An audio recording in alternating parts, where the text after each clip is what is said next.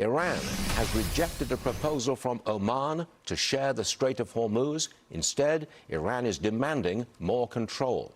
Retired four-star General Jack Keane joins me now. Sir, are we negotiating away full control of the Strait? Because that wouldn't be a win, would it? No, I can't imagine us doing anything like that, Stuart. Look, we got to open the Straits of Hormuz. If we're not going to be able to do it through negotiations, we got to do it by force.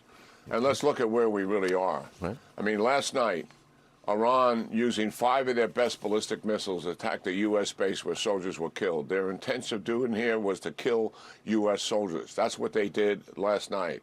They also attacked shipping in the Gulf. They also are using the Iranian-backed proxies in Iraq who have attacked us over 30 times in the last couple of days, and the Houthis are on the attack, being pushed by Iran to do so. What is that telling us about our situation here in dealing with Iran? Certainly, anybody thinking that negotiations is going to be the pathway forward has got to come to grips with what reality is here. Iran is not going to make a deal with us that would satisfy us.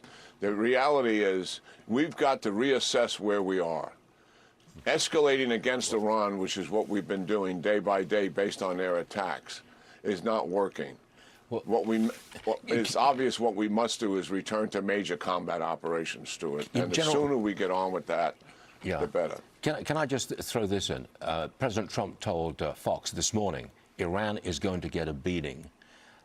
Does that include eliminating the leadership of the Revolutionary Guard? Because the CENTCOM said this morning that it was the Revolutionary Guard that fired those missiles at our troops.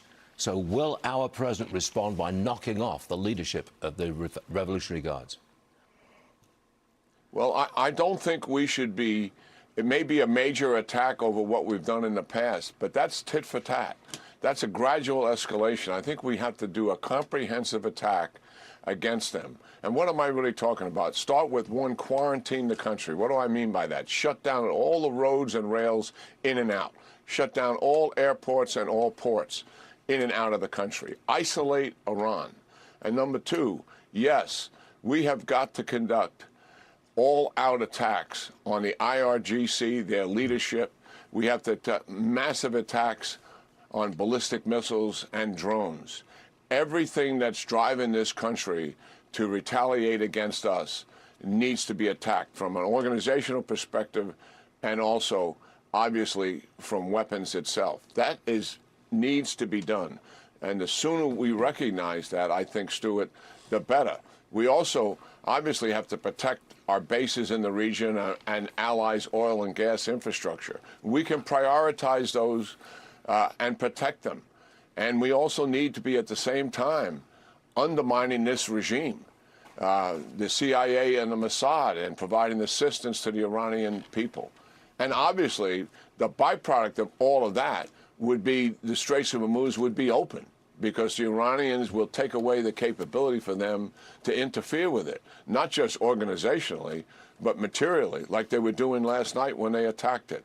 So a reassessment is necessary. So, General, you're suggesting that we need an all-out attack. That is your suggestion. That's what we need. Are you expecting that attack to come in the next couple of days?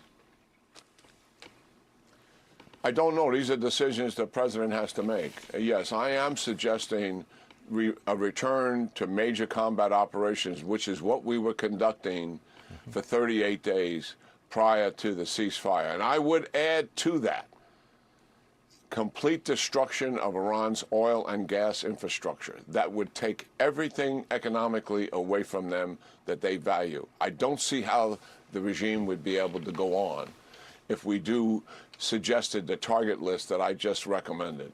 That, I think, would clearly put the regime on a path to its collapse, and that's why I'm suggesting that CIA and Mossad get aggressive here in undermining the regime and assisting the Iranian people. General, it's always a pleasure to have you on the show, and we will look forward to seeing what happens the next couple of days. General Jack Keane, thanks for joining us, sir. Appreciate it. Yes, sir.